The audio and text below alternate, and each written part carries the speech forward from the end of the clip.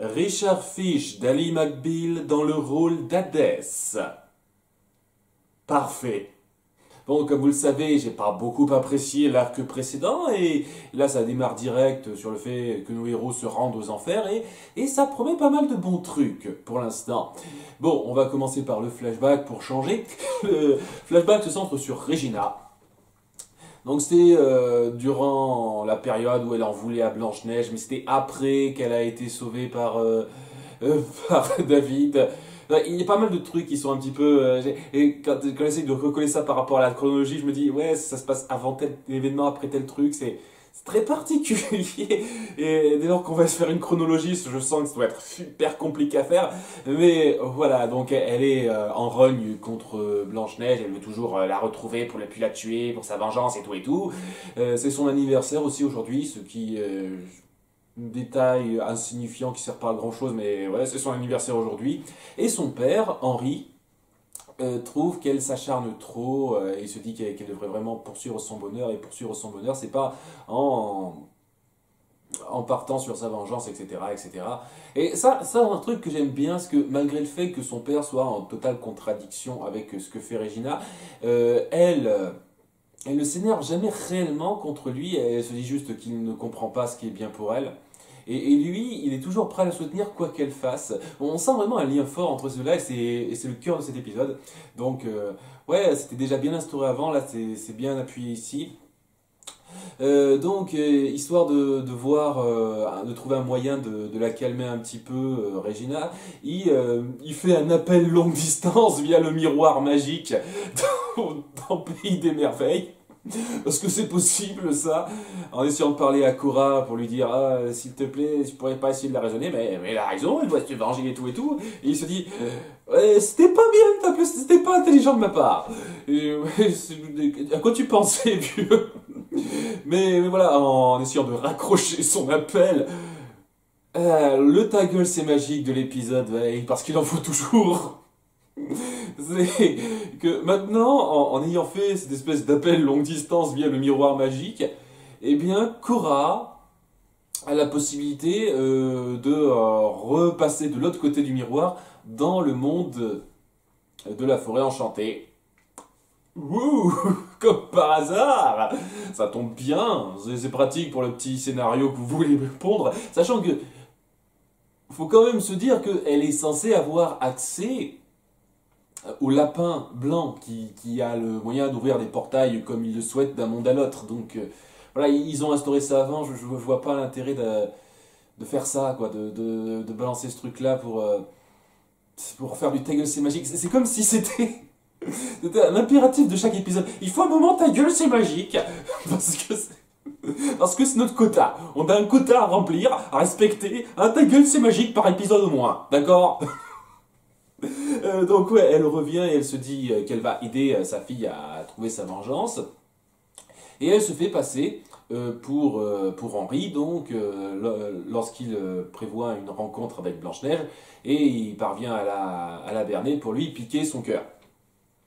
Et voilà, donc alors qu'Henri assiste à ça impuissant, Blanche-Neige qui, dès lors, oui, parce que prendre magiquement un cœur, c'est comme on l'a vu, ça fait faire tout et n'importe quoi. Hein, ils n'y ont pas pensé au début, mais maintenant, ils en profitent bien. Il dit à Blanche-Neige d'oublier ça et de vivre le reste de sa vie. Et alors qu'elle s'apprête à donner en cadeau d'anniversaire à Regina le cœur de Blanche-Neige, elle est super contente, Regina, elle se dit ouais, je vais pouvoir me venger, elle voit Blanche-Neige via un miroir magique et tout, elle s'apprête à écraser son cœur, mais ce n'est pas son cœur, c'est le cœur d'un des gardes. Le cœur de Blanche-Neige a été échangé avec le cœur d'un des gardes par Henri, on l'apprend plus tard, et j'ai une petite question, toute bête, à ce niveau-là, comment il a fait ça? Comment il connaît la magie, ne serait-ce que pour prendre un cœur déjà, mais même en partant du principe qu'il connaît la magie pour prendre un cœur, ça l'a pas dérangé d'une part de tuer un garde comme ça, en échange d'une autre vie, et surtout mais comment il a fait l'échange, à quel moment il a pu tromper Cora et Regina en faisant cet échange? Je peux m'expliquer? Vous pouvez m'expliquer comment il a réussi à faire ça? Il n'est pas censé avoir de pouvoir magique, Henri. Je pense que c'est le gros truc bien difficile à gober de l'épisode. C'est... ok, il a réussi à faire ça parce que le scénario le veut.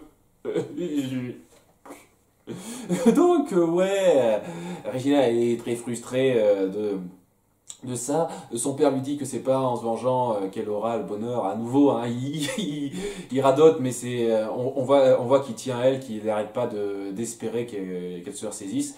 Et puis Regina se dit que elle ne veut pas qu'il interfère, mais elle ne veut pas non plus lui faire de mal. À nouveau, hein, elle reste quand même très attachée à son père. C'est pour ça qu'elle décide de le rétrécir et de le mettre dans une boîte, juste avant de renvoyer Cora chez elle via un sort magique truc-muche grâce au miroir magique qui l'empêchera de revenir éternellement, sauf que si elle pourra revenir grâce au lapin blanc, donc... donc ouais, pendant qu'elle fait ça, Regina se dit « je veux savourer ma vengeance toute seule ». Ah, et Cora lui dit « ah, tu veux vraiment savoir ce que c'est la solitude ?» Paf, elle lui prend la boîte dans laquelle elle a contenu son père, et elle est emmenée dans le pays des merveilles avec lui. Ce qui fait raccord avec... la saison 1, oui, il me semble, la saison 1, parce que wow, ça remonte à loin, lorsqu'elle a demandé, Regina, au Chapelier Fou de l'emmener au Pays des Merveilles pour reprendre son père. C'était plutôt... j'ai bien aimé le raccord par rapport à ça. Voilà, donc malgré le gros truc un peu trop facile du fait que le père de Regina a réussi à intervertir les deux cœurs parce que ta gueule, quoi. En dehors de ça, c'était pas mal comme flashback. Ça a fait beaucoup avancer le schmilblick, mais ça a mine de rien essayé de combler un petit trou de l'intrigue, c'est-à-dire comment le père de Regina s'est retrouvé dans le Pays des Merveilles. Cool. Et ouais, ça appuie bien la psyché des personnages. Ça me rappelle beaucoup les flashbacks un petit peu un peu tardifs de la série Lost, puisque j'adore parler de la série Lost quand j'ai l'occasion, où on sent clairement qu'ils avaient plus grand chose pour étoffer réellement l'histoire, pour faire découvrir beaucoup de choses sur l'histoire d'un personnage, mais ils arrivaient quand même à trouver quelque chose et qui appuie bien la personnalité du personnage, son état d'esprit, et qui appuie un petit peu la tourmente dans l'épisode. Et je trouve que c'est bien fait à ce niveau-là, le flashback. Et donc oui, un flashback sur un perso qu'on a déjà vu depuis la saison 1, qui arrive à être pas mal, bah c'est assez exceptionnel et bien réussi pour être reconnu. Donc ouais, bravo pour avoir réussi un flashback très acceptable autour d'un personnage sur lequel vous avez vraiment étiré les flashbacks avant. Bravo pour ça.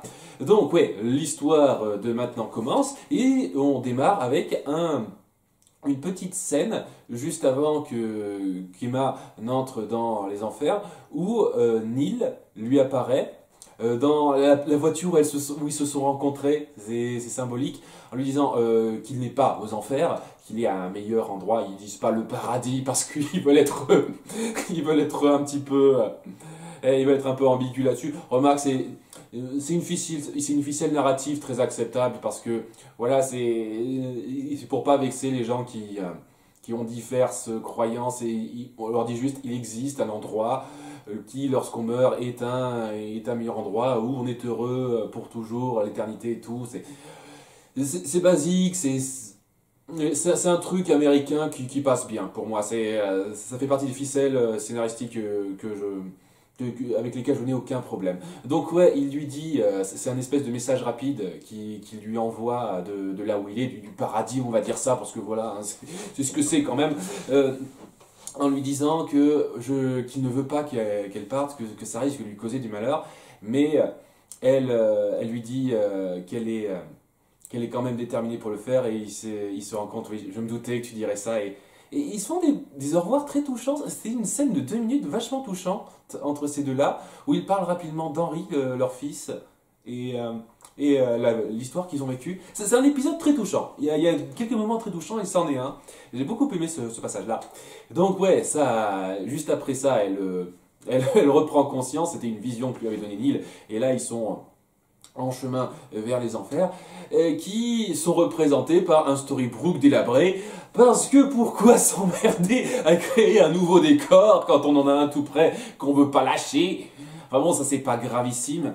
Et ce qui est très intéressant maintenant dans les enfers, c'est que eh ben, on retrouve énormément de gens qui sont morts dans les saisons précédentes. On voit rapidement la voiture de Cruella. Il y a la sorcière de la maison en pain d'épices d'Hansel et Gretel qui fait une apparition qui est bien reprise. On voit James qui apparaît, donc le frère jumeau de David. C'est je pense, l'un des persos qui revient, sur lequel j'ai le plus d'espoir, parce qu'il y a moyen de faire quelque chose de très bien autour de lui, par rapport au fait qu'il puisse se faire passer pour son frère. Justement, je suis sûr qu'il va y avoir un truc comme ça, où il va essayer de se faire passer pour son frère. Ça ne me surprendrait pas. On voit rapidement Peter Pan dans une scène que j'ai trouvée un petit peu maladroite. Pas par rapport à la présence de Peter Pan, parce que Peter Pan est toujours lui-même, c'est-à-dire qu'il essaye à nouveau d'amadouer Rumpelstiltskin, parce que voilà ce qui se passe dans la scène en question. Rumpelstiltskin se rend à son équivalent du magasin de Storybrooke pour y prendre une potion. Seulement, ce magasin, il est possédé par Peter Pan, comme par hasard. Peter Pan qui est sous sa forme enfant, et non pas la forme adulte, malgré le fait qu'il est mort en tant qu'adulte. Parce que l'acteur qui joue Peter Pan enfant était plus iconique, c'est clairement ça. C'est des détails, c'est rien du tout ça, c'est rien du tout. Donc Peter Pan lui fait bien savoir qu'il est prêt à se faire pardonner, sachant que c'est clairement une manipulation, pour pouvoir repartir avec lui et échanger sa place avec l'une des autres personnes pour revivre, tout simplement. Sachant que s'il revit avec ce qui s'est passé, normalement il ne devrait pas redevenir un être humain adulte normal. Je ne sais pas, les règles autour de Peter Pan sont un petit peu bizarroïdes. C'était déjà un petit peu le cas dans la saison 3. Ça va pas trop déranger. Je sais pas si... Je pense qu'ils vont un peu poursuivre ça. Hein. Je pense pas qu'ils l'ont mis juste pour une apparition d'un épisode puis au revoir. Donc reste à voir comment ce sera géré, s'il va parvenir à ses fins. Je pense pas. Je pense qu'il va essayer, mais je pense qu'il parviendra pas à ses fins. Et ouais, c'est un moment plutôt cool entre deux. Seulement voilà, c'est amené pour une raison un peu stupide, parce que la raison pour laquelle il se rend dans ce magasin, c'est pour prendre une certaine potion dont il se servira, c'est-à-dire la bière du pays de Mérida, et qui permet de contacter les morts sur leur tombe. Voilà, donc déjà j'ai bien aimé le fait que ça reprenne un élément qui a été instauré il y a quelques épisodes avant. C'est intéressant, quoi, parce que comme ça rend l'épisode 9 un tout petit peu moins inutile. C'est déjà ça. Donc ouais, il fait ça pour prendre cette potion pour que Emma et compagnie puissent appeler Killian sur sa tombe dans le Storybrooke des enfers, parce qu'il a une tombe là-bas aussi. Et la seule question que je me pose, c'est pourquoi t'as pas pris cette potion dans ta boutique, dans le Storybrooke normal avant de partir? Je veux dire, c'est pas un truc auquel t'as pensé sur le coup alors que vous êtes aux enfers depuis un certain temps, c'est le premier truc que tu vas faire. Pourquoi t'y as pas pensé avant de partir? Pourquoi t'as tenté le diable en te rendant au magasin de Peter Pan alors que t'étais pas sûr de ce que tu y retrouverais et de ce que t'aurais à faire pour avoir cette potion, sachant qu'il a été vachement sympa, Peter Pan, de te la donner gratis, hein, parce que il aurait pu clairement ne pas le faire. Et pourquoi t'as pas pris la potion dans ta boutique avant? Je comprends pas, je pige pas le délire, je pige pas. Voilà, c'est légèrement con, ce petit détail. Et c'est dommage parce que la rencontre entre Peter Pan et Rumpelstiltskin est très bonne.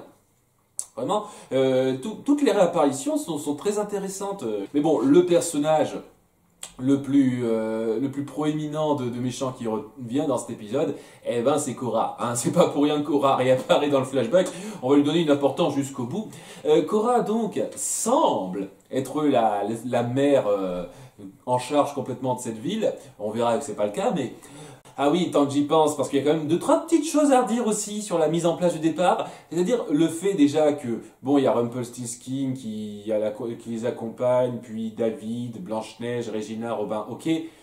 Pourquoi Henri les accompagne?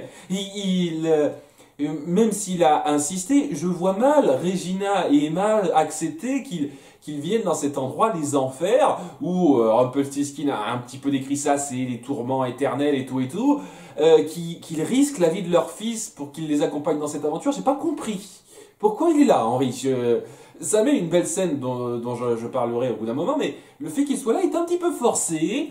Et l'autre truc un petit peu forcé, c'est le fait que ils décident tous de se séparer à Storybrooke. Bon, Rumpelstiltskin dans son coin, ok, mais ils décident tous de se séparer à Storybrooke. Ok. Ouais. Ouais. C'était pas très intelligent, je trouve. Mais bon, ils s'en sortent bien de pas s'être fait gauler ou s'être fait avoir par d'autres personnes. Je veux dire, James apparaît rapidement devant Blanche-Neige, histoire de dire qu'il va avoir des sales dessins plus tard, mais je trouve ça dingue qu'il ait pas tenté grand-chose sur le coup. C'est un peu bizarre, c'est un petit peu bizarre, quoi. C'est un petit peu forcé, ça, voilà, un petit peu forcé. C'est pas trop grave, mais... donc ouais, Cora est là, donc elle fait appeler Regina à son bureau pour lui dire qu'elle doit se barrer tout de suite. Elle veut pas qu'elle risque de rester aux enfers éternellement. Et elle décide donc de faire affréter un bateau pour revenir dans le monde des vivants en lui disant vas-y, prends ton fils, prends ton amoureux et barre-toi. Et alors, en ayant, semble-t-il, de bonnes intentions, c'est-à-dire qu'elle pense à sa fille et elle part encore sur cet aspect très égoïste de dire oui, pense à toi-même et les autres, laisse-les tomber. Mais ouais, elle semble s'être un peu assagie étant donné qu'elle a récupéré son cœur par rapport à ça et c'est pas juste quelqu'un qui recherche le pouvoir, tout ça. Mais voilà, Regina hésite un petit peu, elle veut quand même aider Emma et compagnie. Et c'est pour ça que Cora lui fait un petit chantage en lui montrant une espèce de fosse de Sauron. Et ça m'a trop rappelé ça, quoi, dans le Seigneur des Anneaux. La fosse de lave de Sauron, quoi, avec cette espèce de crevasse qui se rapproche, c'était trop ça. Enfin bon, elle balance dedans, dans les flammes de la crevasse, un type... lambda qui a eu une micro-importance dans cet épisode, histoire de dire que c'était pas juste un sans-visage quelconque. Et alors, en lui disant, voilà ce qui arrive, les enfers c'est une phase de transition, une sorte de purgatoire en gros, pour les âmes qui ont des regrets, qui ont des choses inachevées. Et on peut en sortir, soit en n'ayant plus de choses inachevées, soit en tombant plus bas. Voilà, et en tombant plus bas, c'est d'être pris dans les flammes et en tombant directement en enfer, j'imagine. Hein. Je ne sais pas si ce sera montré, sait-on jamais. Mais voilà, donc, et elle la menace, donc Regina, de faire la même chose à son père, qui est présent aux enfers, hein, aux enfers avec un S, pas en enfer tout en bas, ça va être compliqué, ça va être compliqué. Oui, parce que ça s'appelle, c'était Netherworld, non, c'est Outerworld en anglais, et c'est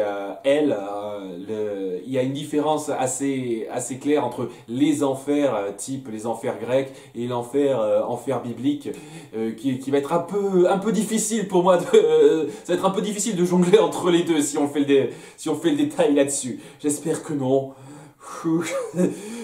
Donc oui, son père est aux enfers au pluriel parce qu'il a une quête inachevée, il a quelque chose d'inachevé aussi.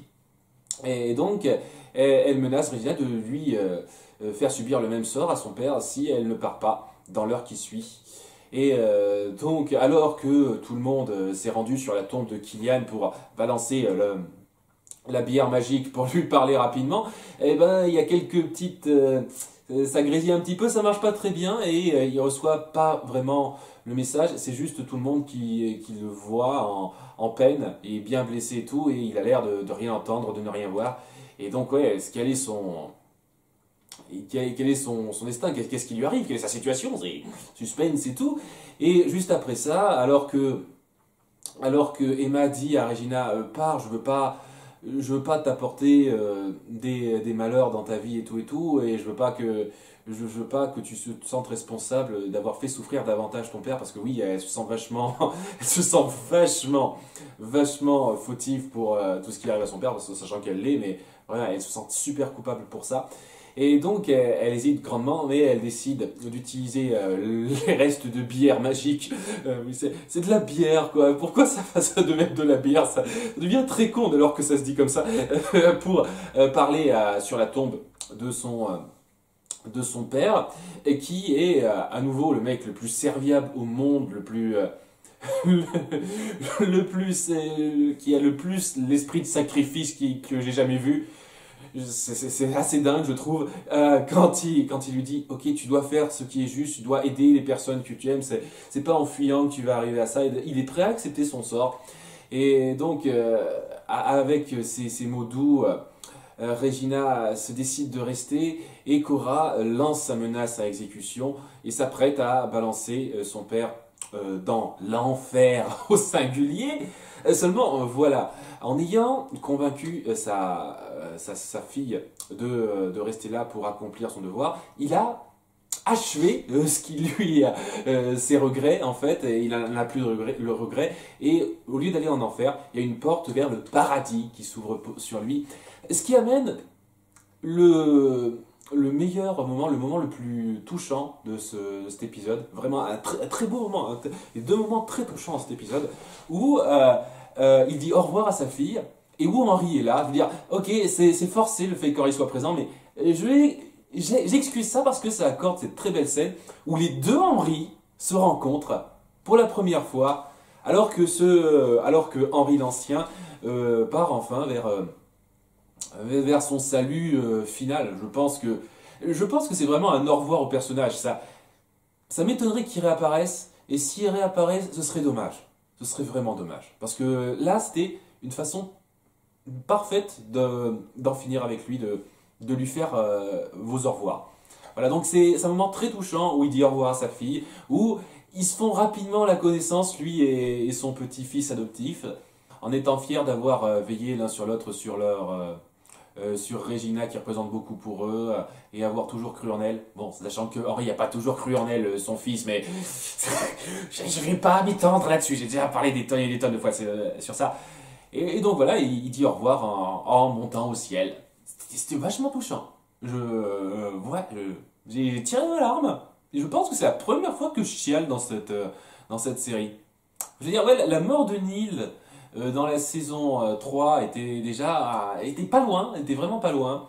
Le moment entre Pinocchio et Geppetto à la fin de la saison 1, là aussi, c'était pas loin. Mais là, voilà, ça m'a eu. J'ai tiré ma larme. Voilà, j'ai chialé devant cet épisode. Voilà, quand Henry dit au revoir à Regina et Henry. C'était très beau, voilà, je le dis, c'est très beau moment. Et ça amène Regina et compagnie à se dire, ok, on va pas être là seulement pour Killian, on va essayer d'arranger la vie de certaines personnes qui se sont trouvées ici, en essayant de faire en sorte qu'il n'ait plus de regrets et en les envoyant là où ils devraient être, pas aux enfers, pas dans cette espèce de purgatoire, mais vraiment soit au paradis, soit en enfer, parce que voilà, c'est des sales cons et ils méritent de pourrir là, mais voilà quoi, c'est un truc que j'aime bien, c'est une quête vraiment héroïque. Là ça partait d'une quête un petit peu égoïste, vaguement égoïste, sur le fait que je veux sauver mon amoureux et tout, mais en chemin ils se disent, on va essayer de sauver les autres. On va essayer de sauver les personnes qu'on va croiser. Et c'est un très bon état d'esprit pour des héros et super, ça m'encourage vraiment à la suite et ça me donne beaucoup d'attentes. Ce qui est pas forcément une bonne chose après coup, surtout après avoir vu les grosses attentes que m'avait donné le début de la saison 5 pour qu'elle soit complètement foutue en l'air. Et je vous cache pas que j'ai cette grosse appréhension là, hein. Malgré le fait que j'adore cet épisode, j'ai cette très grosse appréhension que ça va foutre en l'air la plupart des attentes, des très bonnes attentes que ça m'a filé dans ce premier épisode. Mais ouais, n'empêche que c'est un très bon premier épisode.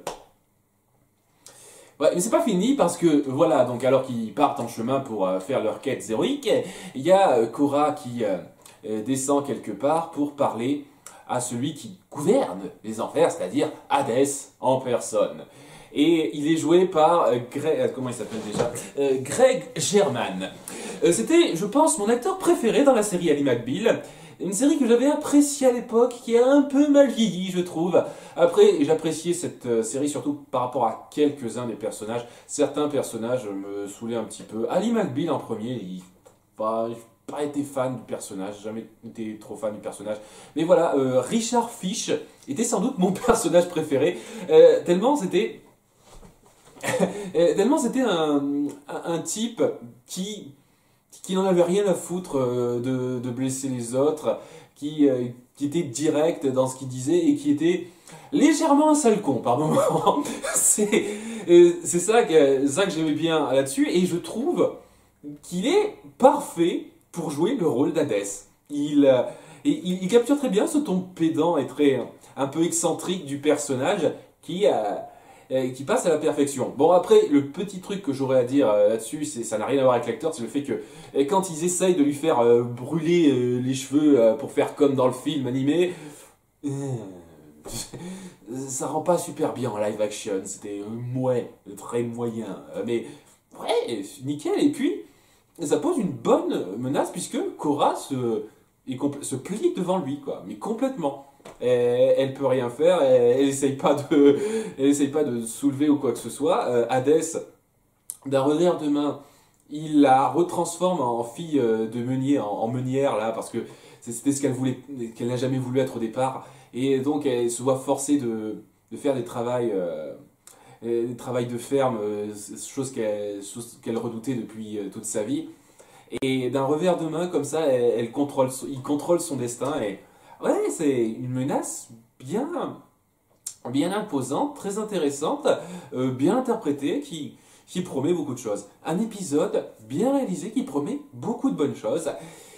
Alors, est-ce que ces bonnes choses arriveront? Je n'espère que ça, mais comme je dis, j'ai de gros doutes après avoir vu le premier acte. Mais n'empêche que j'ai passé un très bon moment avec deux passages très touchants, de bonnes idées, la promesse qu'on voit pas mal d'anciens méchants déchus qui ont été vaincus avant, qui peut être très très bonne.